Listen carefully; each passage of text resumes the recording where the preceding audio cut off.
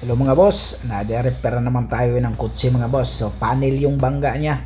So nasagi pati pintuan, kasama pala yun. Sliding door yan sa kabayan at Toyota Sienna. Yan o. So ginawa pala natin para mas mabilis yung kanto na yan sa may panel. Diyan tayo binukan natin yan, tapos sikwat-sikwat na lang tayo. Medyo matibay yun sa kabayan ha, sikwat-sikwat ang ganung style ko. Tapos lagay na ng fiber agad. Pagkatapos ng fiber, masilya, tapos liha, mano-mano, yun okay na. Tapos yan, alignment tayo sa pintuan. Sinama na natin yung pintuan kasi sumagi-sagi. Pero hindi kasama sa pintura yung pintuan na driver side, yung sliding door lang kasama. Tinanggal na, binaklas natin lahat yan. Kabayan, share ko sa inyo kabayan. Ito kabayan, ang may-ari, kasi ginawa to dati. So ngayon, ang bagong gawa dito na banda. So ang problema daw, is, sabi ng may-ari, dati pa to ha, yung pag i-open mo to, hindi nag-automatic. Minsan, mag-automatic, minsan hindi. Automatic, okay. Minsan daw, hindi. Okay, yung automatic.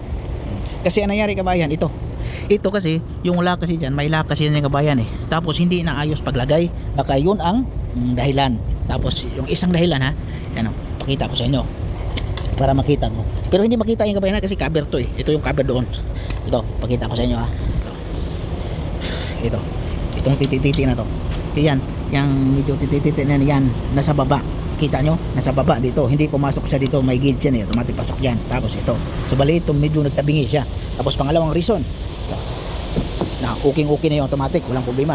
Ito din, itong spring na to, itong spring na to, nakita nyo kabayan, nakita ko itong spring na to, yan, nag-loose siya, so hindi siya gumagana, so hindi siya maglalak dito kasi ito hindi siya maglalak kasi ito, dito lang to eh, yung laklak niya eh, dito lang kasi sira to eh. So, pakita ko sa inyo ha. Yan. I-automatic natin para makita nyo.